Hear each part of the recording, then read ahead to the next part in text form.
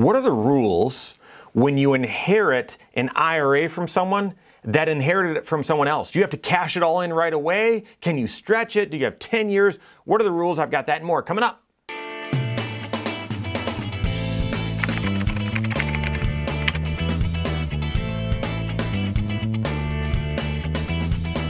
My name is Mike Bernard. I'm the host of the Wise Money Show. I'm also one of the certified financial planners right here at Korhorn Financial Group. Make sure you hit that subscribe button, turn on notifications, and smash that thumbs up button. All right, the Secure Act changed some rules in regards to how it works when you inherit an IRA from someone. How it used to work is when someone listed you as a beneficiary on their IRA and they passed away, if that person was your spouse, you can just become the owner of the IRA. It just becomes yours. By the way, the new rules, you're still allowed to do that, okay? But if that person wasn't your spouse, say it was, your parent, or say it was your brother, something like that, then you could take out as much of that IRA as you wanted. You could withdraw it, okay? There'd be no penalty because it was a result of death, but you would have to pay tax on it. If you said, I don't really need this money right now, or I'm in a tax bracket that I don't really want to pay a lot of tax at, I might be retiring in a few years, therefore I don't want to take any money out right now, or very little, I want to take it out in a couple years. You could do something called a stretch IRA. Now, this wasn't a different type of IRA, it was just what they called it, where you were required to take out a certain amount every year from that inherited IRA. And as long as you took out that much or more, you were fine, okay? Therefore, people would take out that minimum amount this year, and then next year, and the next year, and the next year. And then when they get to retirement, or when they get to the time when they need more or want to pay taxes at these lower rates or whatever, then they could take out more in the future. This was a way that you could take out a little bit from an inherited IRA over your lifetime and manage the tax burden so that you'd never push yourself into a higher tax bracket or created big tax problems for you. I mean, the other thing is this allowed that account to continue to grow tax-free, and obviously stock market goes up and down, and we're having, we're in a down year right now, but over time, this has allowed this tax-favored account to grow tax-deferred while you're just taking a minimal amount out, and so most of the dollars remain, most of the shares remain, and continue to grow compound. Now, the Secure Act 2.0, they changed the rules a little bit.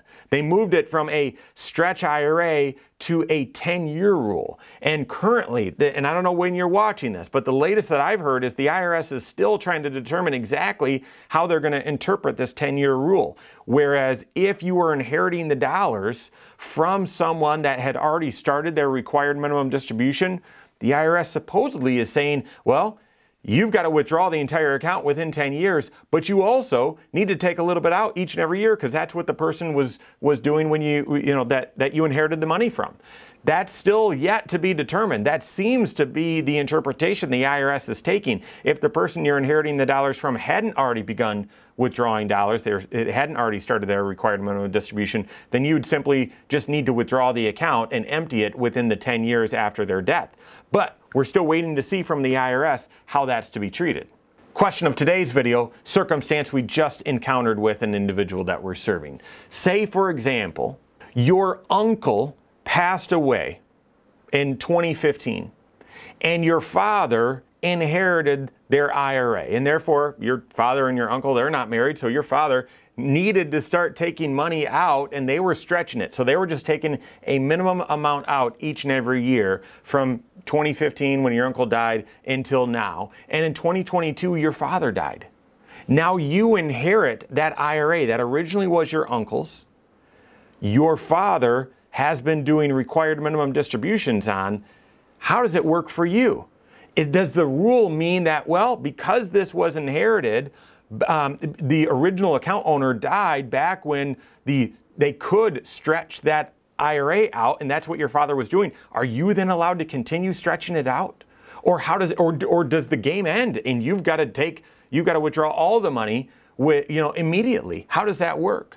Well, it's very possible the IRS, in all of these changing rules with the Secure Act and how they're going to interpret it, it could possibly turn out that they change it. However, based on research that we've done, specifically from Ed Slott and his IRA Help Center and so on, there's the rule as we understand it is that person now has the 10-year rule applied to it. Okay, so if your uncle passed away, your father inherited their IRA, your father is allowed to do that stretch IRA as long as the uncle died prior to Secure Act, prior to 1/1 of 2020, okay?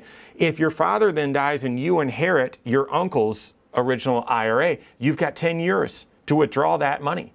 The new 10-year rule would apply because your father passed away after 1/1 of 2020, okay? What is still yet to be known is, would you have to do that required minimum distribution, take a little bit out every single year, or just empty the account within 10 years? Based on what the IRS is indicating, I would expect that you're going to need to take out a little bit each and every year, but still have the account withdrawn within 10 years. But we're waiting on the IRS to clarify that. Confusing stuff. I mean, you think it's pretty straightforward, but very confusing, especially with the Secure Act,